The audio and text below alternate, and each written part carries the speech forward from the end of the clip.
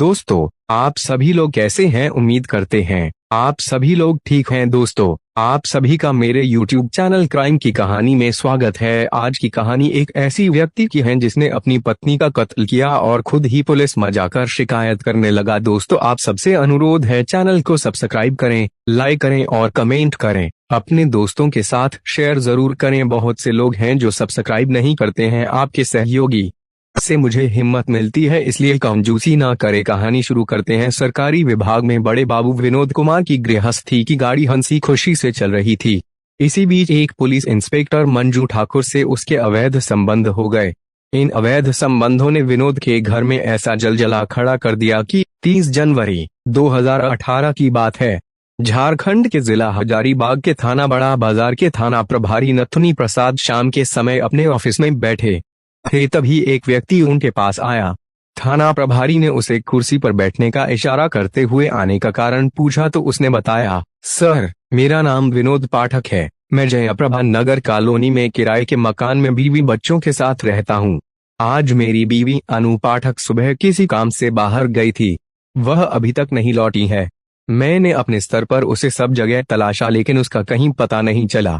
मैं बहुत परेशान हूँ, प्लीज मेरी मदद कीजिए। क्या बीवी कहीं चली गई? नथुनी प्रसाद आश्चर्य से बोले। पर कहाँ चली गई नहीं जानता सर। कहाँ चली गई? विनोद बोला।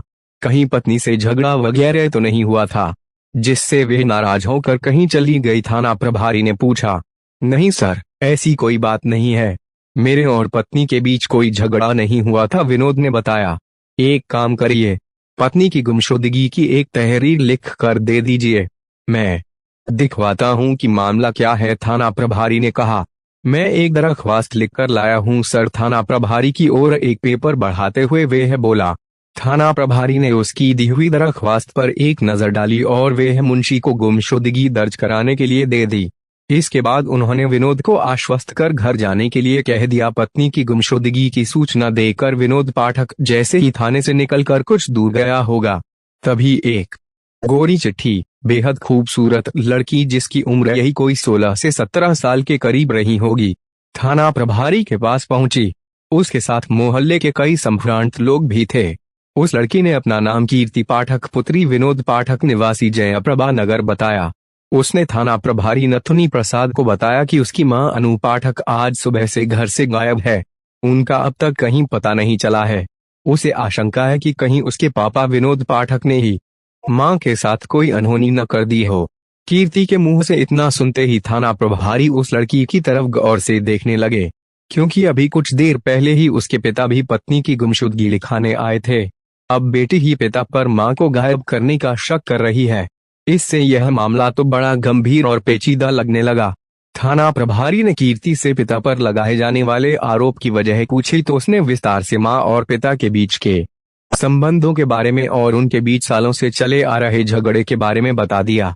कीर्ति की बात सुनकर थाना प्रभारी चौंक गए कि एक महिला पुलिस इंस्पेक्टर के साथ बने अवैध संबंधों की वजह से विनोद पाठक अपनी पत्नी को मारता पीटता था।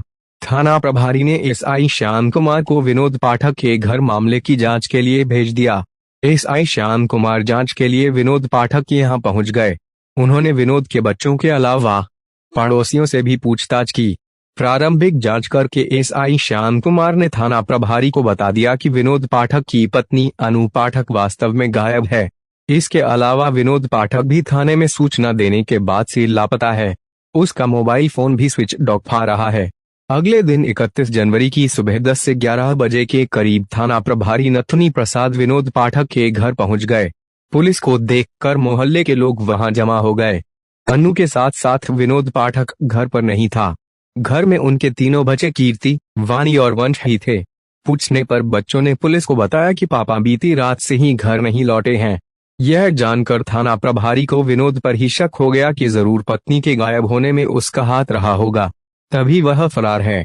जैसे ही वह उसके घर में घुसे तभी हल्की हल्की बदबू आती हुई महसूस हुई।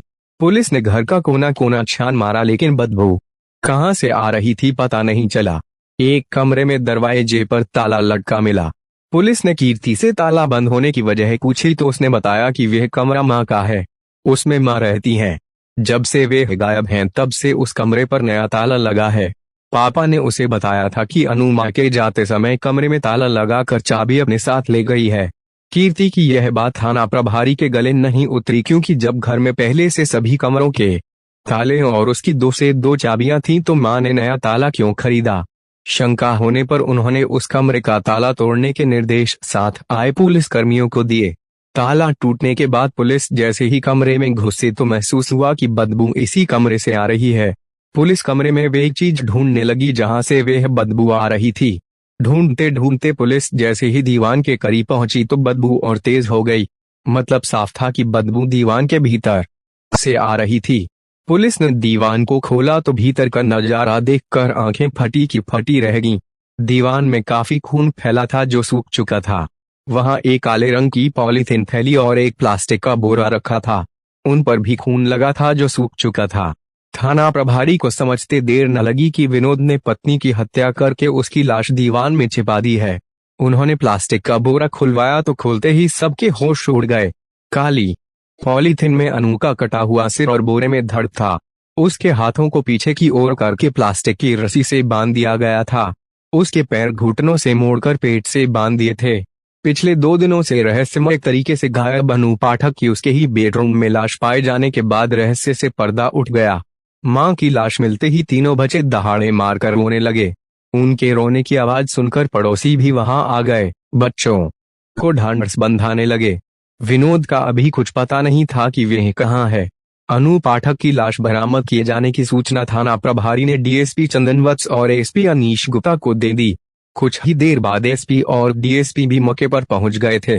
तलाशी के दौरान पुलिस को रसोई घर में रखी डस्टबिन से एक चाकू बरामद हुआ।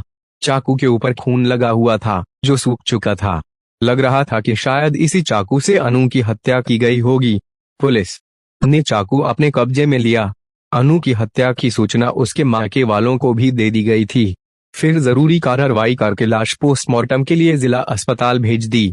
अगले दिन यानी 1 फरवरी 2018 को थाना प्रभारी ने अनु के घर पहुंचकर उसकी बड़ी बेटी कीर्ति से विस्तार से पूछताछ की। कीर्ति ने कहा कि उसके पापा उसे और मम्मी को पिछले 5 सालों से प्रताड़ित करते चले आ रहे हैं। जिस मंजू ठाकुर नाम की महिला से उनके गलत संबंध हैं वह इसी शहर में पुलिस इंस्पेक्टर है। थाना प्रभारी ने यह जानकारी एसपी अनीश गुप्ता को दे दी। कीर्ति ने जिस हौसले के साथ अपने पिता के चरित्र पर आरोप लगाया था वह ऐसे ही नहीं लगाया था। उसके पास प्रत्यक्ष तौर पर कई प्रमाण भी थे। इंस्पेक्टर मंजू ठाकुर के उसके पापा विनोद पाठक से वर्ष 2013 से संबंध थे। वह उसके पापा से मिलने अक्सर घर आती रहती थी। यही नहीं, कई बार तो अनु के रहते हुए मंजू ठाकुर विनोद के साथ उसके बिस्तर पर एक साथ सोए भी थे। इससे नाराज होकर अनु अपने मां के रांची चली जाती थी और महीनों वहीं रुक जाती थी। बच्चों के विरोध करने पर विनोद उन्हें निर्दयतापूर्वक पीटता था। केस में महिला पुलिस इंस्पेक्टर मंजू ठाकुर का नाम सामने आने की जानकारी मीडिया वालों को हुई तो मीडिया ने इस मामले को खूब उछाला। इंस्पेक्टर मंजू ठाकुर के खिलाफ पुलिस को ठोस सबूत नहीं मिले थे, इसलिए एसपी अनीश गुप्ता ने डीएसपी चंदन वत्स को उस पर नजर रखने के निर्देश दिए। उधर पुलिस विनोद पाठक को भी सरगर्मी से तलाश रही थी। 6 दिन बीत जाने के बाद भी विनोद पाठक की गिरफ्तारी नहीं हुई और न ही मंजू ठाकुर के खिलाफ पुलिस ने कोई एक्शन लिया था। इस कारण लोग पुलिस का विरोध करने पर उतर आए थे। 4 फरवरी 2018 की रात हजारीबाग स्टेडियम से झंडा चौक तक के जेल्स high school, DPS, Holy Cross VTI, DAV public school, Sant Robert बालिका विद्यालय सहित अन्य कई स्कूलों के सैकड़ों छात्र छात्राओं, शिक्षकों ने कैंडल जुलूस निकाला। सदर विधायक मनीष जायसवाल, उप महापौर आनंद देव, ब्रजकिशोर जायसवाल सहित कई गणमान्य लोग भी जुलूस में शामिल रहे। 6 फरवरी को जदयू के वरिष्ठ नेता बटेश्वर प्रसाद मेहता न्याय दिलाने के लिए एसपी अनीश गुप्ता से मिले। उन्होंने हत्या के आरोपी को गिरफ्तार करने की मांग की। एसपी से मिले प्रतिनिधिमंडल में जिला सचिव कृष्णा सिंह, नगर महासचिव सतीश कुमार सिन्हा, दीपक कुमार मेहता आदि शामिल थे। घटना के विरोध में स्कूलों के अलावा विभिन्न सामाजिक संगठन भी उतर आए। उन्होंने कैंडल मार्च निकालकर मृतका को श्रद्धांजलि दी और दोषी को कड़ी से कड़ी सजा देने की मांग की। इस बीच डीएसपी चंदन वत्स और थाना प्रभारी नथुनी प्रसाद घटना की जांच में जुटे रहे। उधर पुलिस ने मंजू ठाकुर और विनोद ठाकुर के फोन नंबरों की कॉल डिटेल्स निकलवाई। कॉल डिटेल्स की जांच करने पर पता चला कि घटना वाले दिन दोनों के बीच 32 बार बातचीत हुई थी। पुलिस के लिए विनोद या मंजू ठाकुर से पूछताछ करने का यह अच्छा आधार था। इसी साक्ष्य के आधार पर डीएसपी ने 6 फरवरी को पीटीसी इंस्पेक्टर मंजू ठाकुर को गिरफ्तार कर लिया गया। पूछताछ के लिए उसे थाने लाया गया। पूछताछ में पहले तो वह अनु की बेटी कीर्ति द्वारा उस पर लगाए गए सभी आरोपों को सिरे से नकारती रही। चूंकि मंजू खुद कानून की मंझी हुई खिलाड़ी थी, वह कानून की एक एक बारीकी को अच्छी तरह जानती थी, इसलिए अपने बचाव में वे सभी हथकंडों को इस्तेमाल करती रही। लेकिन डीएसपी चंदन वत्स भी उससे मनोवैज्ञानिक तरीके से पूछताछ करते रहे। आखिर वह उनके सवालों के घेरे में फंसती चली गई। अंत में उसने कानून के आगे घुटने टेक दिए और अपना जुर्म स्वीकार कर लिया। फिर उसने अपने प्रेम संबंधों से लेकर अनु पाठक की हत्या तक की जो कहानी बताई वह बड़ी दिलचस्प निकली। 45 वर्षीय विनोद पाठक मूल रूप से झारखंड राज्य के हजारीबाग का रहने वाला था। वह हजारीबाग के थाना बड़ा बाजार स्थित पॉश कॉलोनी जयप्रभा नगर में एक किराए के मकान में परिवार के साथ रहता था। उसका परिवार खुशहाल था। परिवार खुशहाल क्यों ना हो, विनोद पाठक भारतीय खनन विभाग कोल विभाग के central mine planning and design institute CMPDI की हजारीबाग जिले की बड़का गांव शाखा में हेड क्लर्क के पद पर नौकरी करता था। वहां उसकी अच्छी खासी तनख्वाह थी। खाने पीने और अन्य खर्च के बावजूद वह अपनी तनख्वाह में से प्रति माह अच्छी रकम बचा लेता था। नौकरी करने के साथ साथ वह एक योग संस्था का जिलाध्यक्ष भी था। विनोद जीवन की नैया बड़े मजे से खेल रहा था। बात सन 2013 की है। विनोद पाठक पतंजलि योगपीठ हरिद्वार गया था। वहीं पर उसकी मुलाकात हजारीबाग जिले के पीटीसी की इंस्पेक्टर मंजू ठाकुर से हुई। मंजू ठाकुर पतंजलि योगपीठ के काम से वहां गई हुई थी। दरअसल इंस्पेक्टर मंजू ठाकुर बाबा रामदेव के प्रोडक्ट से इतनी प्रभावित थी कि उसने उसकी एजेंसी ले ली थी। बातचीत के दौरान जब यह पता चला कि दोनों एक ही प्रांत के ही नहीं बल्कि एक ही जिले के रहने वाले हैं तो उनकी खुशियों का ठिकाना नहीं रहा। वैसे भी दूर परदेश में अपने इलाके का कोई मिल जाए तो अपनेपन सा लगता है। इतना ही नहीं, उससे दिल का रिश्ता जुड़ जाता है। ऐसा ही कुछ उनके साथ भी हुआ था। एक ही मुलाकात और एक ही बातचीत में वे एक दूसरे से घुल मिल गए। उन्होंने अपने अपने पेशे के बारे में भी बता दिया था। उसके बाद काफी देर तक एक दूसरे से बातचीत करते रहे। पतंजलि योगपीठ से वापस लौटते समय दोनों ने अपने फोन नंबर एक दूसरे को दे दिए थे। मंजू और विनोद दोनों ही सरकारी पेशे से जुड़े हुए थे और हमउम्र थे। मंजू बात करने में काफी चतुर और मृदुभाषी किस्म की औरत थी। विनोद जब से मंजू से मिला था उसकी ओर आकर्षित हुए जा रहा था। इस बात को वह खुद भी नहीं समझ पा रहा था। जब तक दिन में एक दो बार उससे बात नहीं कर लेता या उससे मिल नहीं लेता था उसके दिल को चैन नहीं मिलता था। जबकि विनोद जानता था कि उसके परिवार में पत्नी के अलावा 3 बच्चे भी हैं। इतना ही नहीं, बेटी भी सयानी हो चुकी है। पत्नी को जब ये बात पता चलेगी तो घर में वह कितना कोहराम मचाएगी। फिर बच्चे भी उसके बारे में क्या सोचेंगे। यह सोचकर कुछ पल के लिए उसके कदम जड़ गए थे, लेकिन दिल की पुकार के आगे वह नतमस्तक हो गया और मंजू को पाने की हसरत में वह अपने बीवी बच्चों को भूल गया। मंजू का सानिध्य पाने के लिए विनोद उसका व्यवसाय पार्टनर बन गया और मटवारी में ऑफिस और दुकान खोल ली। विनोद ने सोचा कि अब उस पर न तो किसी को शक होगा और न ही कोई उंगली उठा पाएगा। मंजू भी विनोद पर मरमिट्टी थी, जबकि वह भी शादीशुदा थी। उसने भी विनोद से अपने प्यार का इजहार कर दिया था। उसके बाद दोनों भारत स्वाभिमान ट्रस्ट से जुड़कर काम करते रहे। मंजू कंपनी की ओर से राजस्थान टूर पर गई थी, तब विनोद भी उसके साथ था। मंजू का विनोद के दिल के साथ साथ उसके परिवार पर भी दबदबा बन गया था। वह जब चाहे तब बिजनेस के बहाने विनोद के घर आ धमकती थी। उसके साथ घंटों बैठे गप्पे लड़ाती और ठहाके मारती। अनु कोई दूध पीती बच्ची तो थी नहीं जो पति की इन हरकतों को न समझती। बात 1 से 2 दिन की या फिर कभी कभार की होती तो चल सकती थी, लेकिन यहाँ तो लगभग रोज ही वे विनोद के पास चली आती थी। अनु को मंजू का रोज रोज उसके घर आना बर्दाश्त से बाहर हो गया था। अब पानी सिर के ऊपर से बह रहा था। जब सब्र का बांध टूट गया तो एक दिन अनु पति विनोद से पूछ ही बैठी, मैं तुमसे एक बात पूछना चाहती हूँ, पूछ सकती हूँ क्या? हाँ, क्यों नहीं, बिल्कुल पूछ सकती हो, तुम्हारा तो अधिकार है। विनोद संजीदगी के साथ बोला। तो ठीक है, ये बताइए कि ये पुलिस वाली मंजू यहाँ रोज रोज क्यों आती है, बिजनेस के सिलसिले में और क्या पति ने बताया? लेकिन उसका यहाँ रोज रोज का आना मुझे पसंद नहीं है। बड़ी बेटी कीर्ति भी नाराज होती है। अनु बोली, ये कैसी बेतुकी बातें कर रही हो तुम? विनोद पत्नी के ऊपर नाराज हुआ। वो यहाँ आती हैं तो बिजनेस के बारे में बात करने के लिए ही आती हैं, कोई गप्पे लड़ाने के लिए नहीं। और तुम क्या समझती हो कि मैं उनके साथ बैठे क्या कोई गुलछरे उड़ाता हूँ? समझी? तुमने उनके बारे में आज तो कह दिया, आइंदा फिर ऐसा मत कहना, नहीं तो मुझसे बुरा कोई नहीं होगा।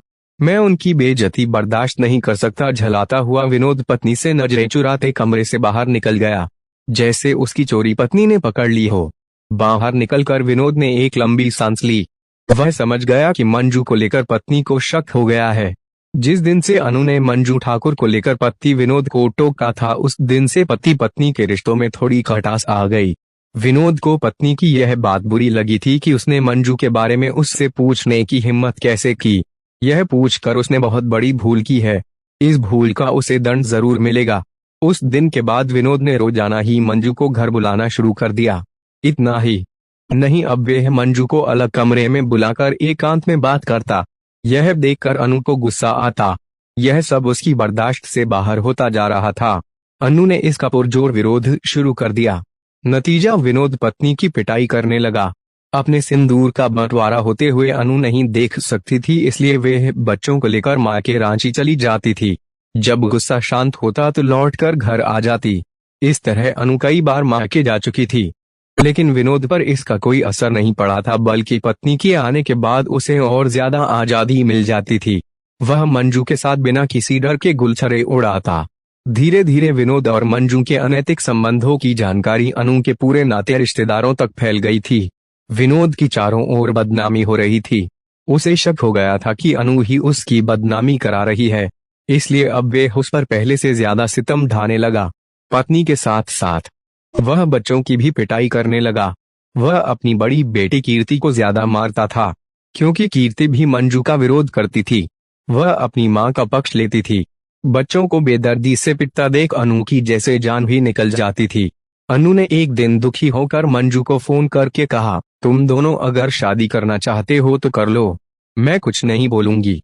तुम्हारे रास्ते से मैं हमेशा के लिए हट जाऊंगी, लेकिन मेरे बच्चों को मत सताओ। अनु की याचना इतनी दर्दभरी थी कि उसकी आंखों से आंसू टपकने लगे, लेकिन मंजू पर उसकी याचना का रत्ती भर भी असर नहीं हुआ था, बल्कि वह भी तो यही चाहती थी कि अनु उसके रास्ते से हमेशा हमेशा के लिए हट जाए। उसी समय मंजू की दिमाग में एक विचार आया कि क्यों न अनु को रास्ते से हटा दिया जाए। एक दिन मंजू ने विनोद को विश्वास में लेकर उकसाया कि अनु को रास्ते से हटा दो, ताकि हमें फिर किसी का डर नहीं रहे। प्रेम में अंधे विनोद को प्रेमिका मंजू की बातें भंच गईं। पत्नी को रास्ते से हटाने के लिए वह उपाय सोचने लगा। तब मंजू ने उसे टेलीविजन पर प्रसारित होने वाले सच्ची घटनाओं पर आधारित क्राइम सीरियल देखने की सलाह दी और कहा कि वहां से नए नए आइडिया मिल जाएंगे। उस दिन के बाद से विनोद ड्यूटी से जब भी घर आता, नाश्ता वगैरह करके टीवी पर क्राइम स्टोरी पर आधारित सीरियल देखने बैठ जाता। सीरियल से वह अपराध की उन बारीकियों को समझने की कोशिश करता था कि कैसे अपराधी अपराध करके पुलिस के चंगुल से बच निकलने की कोशिश करते हैं। योजना के अनुसार उसने 20 जनवरी 2018 को ही अनु पाठक को मारकर लाश को ठिकाने लगाने का मन बना लिया था। इसके लिए उसने 16 जनवरी को पूरी योजना तैयार कर ली। विनोद ने हत्या के लिए एक चाकू खरीदा और फुटपाथ से काले रंग की एक पॉलीथिन थैली व रस्सी, यहाँ तक कि उसके घर के सभी तालों की 2 से 2 चाबियां थीं। इसके बावजूद भी उसने एक नया ताला भी खरीदा, ताकि लाश को कमरे में बंद करके यहाँ अफवाह उड़ा देगा कि अनु नाराज होकर घर पर ताला बंद करके मायके चली गई। योजना के अनुसार विनोद ने अपने तीनों मोबाइल फोन 20 जनवरी को स्विच ऑफ कर दिए थे। वह नए नंबर से मंजू से बात करता था, ताकि किसी को शक न हो। मंजू से विनोद की आखिरी बात पीसीओ से 2 दिन पहले यानी 27 जनवरी को हुई थी। 28 जनवरी 2018 को मंजू ठाकुर को लेकर अनु और विनोद में जमकर विवाद हुआ। योजनानुसार 29 को विनोद 10:15 बजे सुबह अपने ऑफिस में हाजिरी लगाकर वापस घर आ गया। यह उसने इसलिए किया ताकि 29 जनवरी को उसका ऑफिस में रहने का सबूत बन जाए। जब वह घर आया तो उस समय तीनों बच्चे स्कूल गए हुए थे। तब बिना किसी गलती के उसने पत्नी को पीटना शुरू कर दिया। पति की बेरहमी पिटाई से अनु टूट चुकी थी। वह जान रही थी कि इस समय पति के सिर पर इश्क का ऐसा भूत सवार है कि उन्हें फिलहाल अच्छे बुरे का ज्ञान नहीं रह गया है। पराई औरत के चलते वे अपने ही हाथों घर में आग लगाने पर लगे हैं। ऐसे में उनसे कुछ भी कहना बेअसर होगा, लिहाजा वह कुछ नहीं बोली। पत्नी की पिटाई करने के बाद विनोद कहीं चला गया।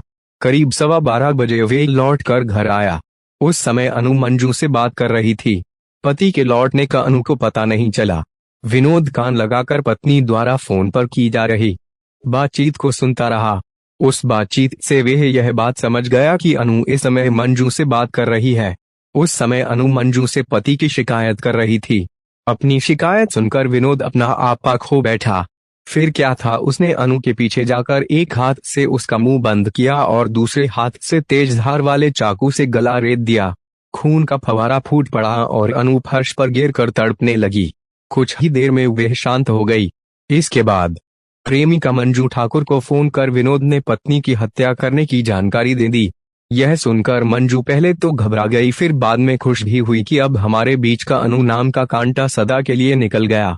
मंजू ने उसे सलाह दी कि वह वहां पर कोई भी सबूत न छोड़े, उसका सिर धड़ से काट कर अलग कर दे। सिर और धड़ दोनों को 2 अलग अलग पॉलीथिन की थैलियों में भरकर उसे दीवान में छिपा दे। मती के मारे विनोद ने वैसा ही किया जैसा उसकी प्रेमिका इंस्पेक्टर मंजू ने करने को कहा। कमरा बंद करके वह सबूत मिटाने में जुट गया। उसे डर था कि जल्दी से लाश ठिकाने नहीं लगाई और सबूत नहीं मिटाएं तो बच्चों के स्कूल से घर आने पर सारा भेद खुल जाएगा।